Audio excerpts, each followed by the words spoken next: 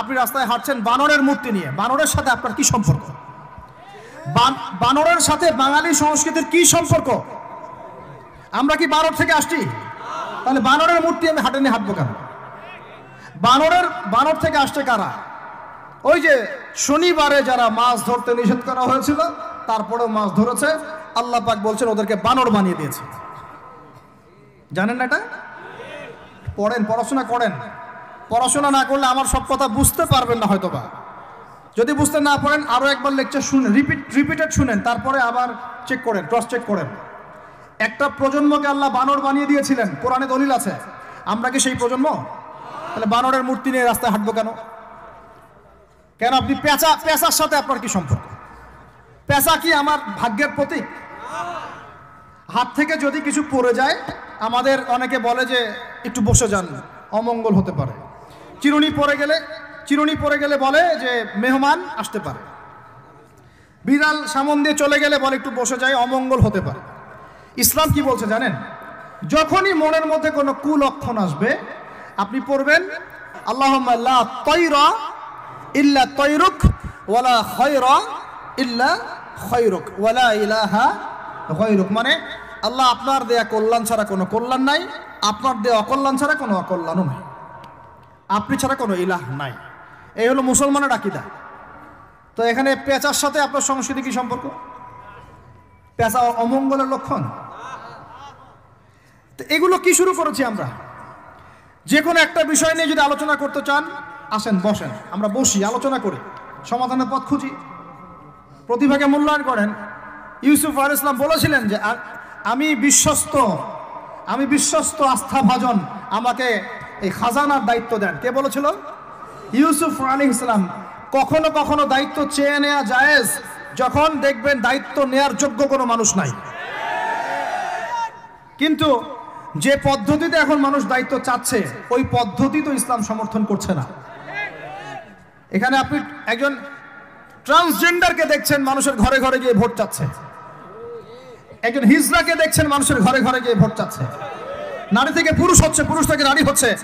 তাও আবার ভাই ওইদিকেই নিজেরও লজ্জা লাগতেছে, কারণ আমি আবার উত্তরবঙ্গের মানুষ। তো এখন কথা হচ্ছে যে এইটা তো সিস্টেম না, প্রতিভাকে মূল্যায়ন করতে হবে। আপনাদেরকে আল্লাহ পাক তৌফিক দান করেন, বলেন আমিন। এখন কথা হচ্ছে সংস্কৃতি যদি আপনি ভিতরে চোখ দিয়ে দেখেন, দেখবেন টপ টু বটম আপনি ইহুদি খ্রিস্টানদের সংস্কৃতি ফলো করছেন।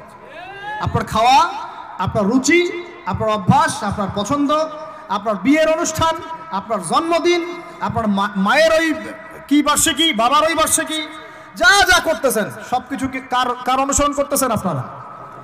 ইহুদি খ্রিস্টানদের। একটা ভবন উদ্বোধন করবেন, খুজুত করে একটা ফিতা কাটলেন, কাইটটা মাশাআল্লাহ পায়রা আপনি উড়াই দিলেন। তো এই পাখি কি আমার কল্যাণ নিয়ে আসবে? হ্যাঁ, এই পায়রা আমার কল্যাণ নিয়ে আসতে পারে? ওইখানে দাঁড়ায় 2 রাকাত নামাজ তো পড়তে পারতেন, পরে আল্লাহর কাছে দোয়া করতে পারতেন, আল্লাহ আমি এই কাজটা শুরু করলাম, আল্লাহ তুমি বরকত দান করো। এটা আমার সংস্কৃতি। একটা দোকান করেছেন, বাড়ি করেছেন, শুরুতেই আপনি ডিজে পার্টি দিলেন, ডিজে পার্টি, সুবহানাল্লাহ। সূরা বাকারার তেলাওয়াত তো দিলেন না। তাহলে পুরো বিশ্বের প্রত্যেকটা ডিপার্টমেন্ট, মূল জায়গাগুলো আমরা এখন নিয়ন্ত্রিত হচ্ছি, এবং ভিতরের চোখ দিয়ে যদি দেখি আমরা আমাদের শেকড় থেকে দূরে সরে গেছি। ভাই আল্লাহ পাক আমাদের সবাইকে বোঝার তৌফিক দান করেন। কথা বললে অনেক কথা বলতে পারতাম, আজকে আর বলতেছি না, শেষ করে দিই। আরেকটা পয়েন্ট বলবো, খালি লাস্ট পয়েন্ট, সেটা হচ্ছে ধর্মীয় অঙ্গনে। শেষ পয়েন্টটা কি ভাই? প্রথম পয়েন্টটা মনে আছে? ভিতরের চোখ দিয়ে দেখবেন পুরো বিশ্বের ভূ রাজনীতি, ভিতরের চোখ দিয়ে দেখবেন পুরো বিশ্বের অর্থনীতি, ভিতরের চোখ দিয়ে দেখবেন পুরো বিশ্বের কি শিক্ষানীতি, ভিতরের চোখ দিয়ে দেখবেন পুরো বিশ্বের সংস্কৃতি, আর ভিতরের চোখ দিয়ে দেখবেন পুরো বিশ্বের ধর্মতাত্ত্বিক অবস্থা। আর এটার দরকার আছে, কারণ সারা দেশে খ্রিস্টান মিশনারিদের তৎপরতা বেড়েছে। এই জন্য আমাদেরকে তুলনামূলক ধর্মতত্ত্ব পড়তে হবে, ওদের সাথে আমাদেরকে বাহাস করতে হবে, এই ভাইদেরকে ফিরিয়ে আনতে হবে। অনেকে টাকার কারণে উত্তরবঙ্গের দিকে, দক্ষিণবঙ্গে আপনার পাহাড়ি এলাকার দিকে এগুলোর তৎপরতা প্রচুর বেড়ে গেছে। আমরা তো মাশাআল্লাহ মিলাদ আর জিলাপি আর খোরমা আর কিয়াম নিয়ে দাঁড়িয়ে আছে। ভিতরে যে ইসলাম কোথায় চলে যাচ্ছে আমরা তো জানি না। আল্লাহ পাক আমাদেরকে বোঝার তৌফিক দান করেন। আরো বেড়েছে, ওই যে একটু আগে আপনারা আলোচনা করছিলেন কাদিয়ানি মতবাদ। এটা বাড়ছে, সুদী এনজিওর মতবাদ বাড়ছে। একজন আলেম বলেছিলেন বাংলাদেশের, যেদিন বাংলাদেশের 50% মানুষ খ্রিস্টান হয়ে যাবে, শিয়া হয়ে যাবে, কাদিয়ানি হয়ে যাবে, ওই দিন আপনাদের হুঁশ ফিরবে। আল্লাহ পাক আমাদেরকে ওই দিন আসার আগেই হুঁশে আসার তৌফিক দান করেন। সব ইখতিলাফি বিষয়গুলো ভুলে যান, মুমিনদের সাথে থাকেন, ওলামায়ে কেরামের জামাতের সাথে থাকেন, ছোটখাটো বিষয় নিয়ে তর্ক করা বন্ধ করেন, ইস্যু পাগল হওয়া বন্ধ করেন, ডিভাইস আসক্তি বন্ধ করেন, এই শোডাউনগুলো বন্ধ করেন, মূল জায়গাগুলোয় কাজ করেন। সালাত, তাহাজ্জুদ, হালাল রিজিক, আদর্শ পরিবার গঠন, ঠিক আছে, দাওয়াতের মেহনত, সৎ কাজে আদেশ, অসৎ কাজে নিষেধ, এগুলোতে মনোযোগী হন। আল্লাহ পাক ইনশাআল্লাহ আমাদেরকে তৌফিক দান করবেন ইনশাআল্লাহ। কারণ আল্লাহ ওয়াদা করেছেন, ইন তানসুরুল্লাহ ইয়ানসুরুকুম, তোমরা আল্লাহকে সাহায্য করো, আল্লাহ তোমাদেরকে সাহায্য করবেন ইনশাআল্লাহ। কিন্তু ওয়া ইন তাতাওয়াল্লাউ, তোমরা যদি সাহায্য না করে মুখ ফিরে চলে যাও, তাহলে ইয়াস্তাবদিল কওমান গায়রাকুম, আল্লাহ পাক অন্য কওমকে তোমাদের জায়গায় নিয়ে আসবেন, তোমাদেরকে সরাই দিবেন।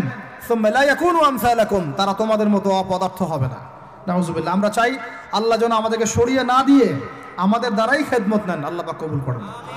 আমাদের এই পুরো প্রজন্মটাকে আল্লাহ পাক তওবা করে ফিরে আসার তৌফিক দান করেন। বিশ্বের বুকে ওমর রাদিয়াল্লাহু আনহুর সময় আমরা যেমন মাথা উঁচু করে বাঁচতাম, ওইভাবে বাঁচার তৌফিক দান করেন। এমন একটা জায়গায় পুরো জাতিকে নিয়ে যাওয়ার তৌফিক দান করেন যেন আমাদের ভয়ে ওরা থরথর করে কাঁপা শুরু করেন ইনশাআল্লাহ। এগুলো বললে অনেক কথা, বললে কথা অনেক দিকে চলে যায়। কথা হচ্ছে, আমরা বিগত 70 বছরে আমরা একটা মিসাইল বানাতে পারি নাই এখন পর্যন্ত। কথা অনেক গভীর। আমাদেরকে ওরা ভয় করবে কিভাবে? এ বিশ্বে তো ঢাল তলোয়ার দিয়ে যুদ্ধ হয় না। ওয়াইদ্দু লাকুম মাস্তাতাতুম মিন কুওয়াতিন, সূরা আনফালের মধ্যে আল্লাহ পাক আয়াত নাযিল করেছেন, হে মুসলিমরা তোমরা শক্তি অর্জন করো, তোমরা শক্তি সামর্থ্য অর্জন করো। তুরহিবুনা বিহি আদুওয়াল্লাহি ওয়া আদুওয়াকুম, এই শক্তি দিয়ে তোমরা আল্লাহর দুশমনদেরকে ভয় দেখাবা। এটা কে বলেছেন? আল্লাহ বলেছেন। ওই শক্তি কই? তা আমরা আপোষে লড়াইয়ে পড়ে আছি, আঞ্চলিক রাজনীতি নিয়ে পড়ে আছি, ভাইয়ে ভাইয়ে মারামারি কাটাকাটি করছি, আমরা গীবত সমালোচনার রাজনীতি করছি, মূল শক্তিটা আমরা অর্জন করতে পারছি না। আল্লাহ পাক আমাদেরকে সেইটা বোঝার তৌফিক দান করেন। চিন্তা করবেন না, চিন্তা করবেন না, আমরা যদি করতে পারি আল্লাহ পাক আমাদের হাতেই বিজয় দিবেন ইনশাআল্লাহ। আর এটাও চিন্তা করবেন না, নিশ্চিত থাকেন যদি আমরা করতে না পারি আল্লাহ আমাদের একটাকেও জীবিত রাখবে না, একটাকেও না। আল্লাহ পাক সবগুলোকে সরাই দিবেন ইনশাআল্লাহ, দিয়ে এমন একটা প্রজন্ম নিয়ে আসবেন ওরা পারবে ইনশাআল্লাহ তাআলা। এটা ইয়াকিন রাখেন। আমরা যদি গাদ্দার হই, মুনাফিকি করি, আমানতের খেয়ানত করে ফেলি, ওই চেতনা আমরা যদি ধ্বংস করে ফেলি, আল্লাহ পাক আমাদেরকে রাখবেন না। আর হে ঢাকাবাসী শোনেন, আল্লাহ পাক না রাখার জন্য একটা 5 মাত্রার ভূমিকম্প যথেষ্ট। আল্লাহকে ভয় করেন। ঢাকায় জেনা বেড়ে গেছে, সমকামিতা বেড়ে গেছে, মাদক বেড়ে যাচ্ছে, ইয়াবাখোর বেড়ে যাচ্ছে, ছিনতাই বাড়তেছে, কত কি হচ্ছে আমাদের শহরে, আমাদের চোখের সামনে। অশ্লীলতার কারণে এই ভূমিকম্পের আযাব আসে, নোংরামির কারণে আসে, জেনার কারণে আসে, পরকীয়ার কারণে আসে, ব্যভিচারের কারণে আসে, ঘরে ঘরে ঢুকেছে এগুলো।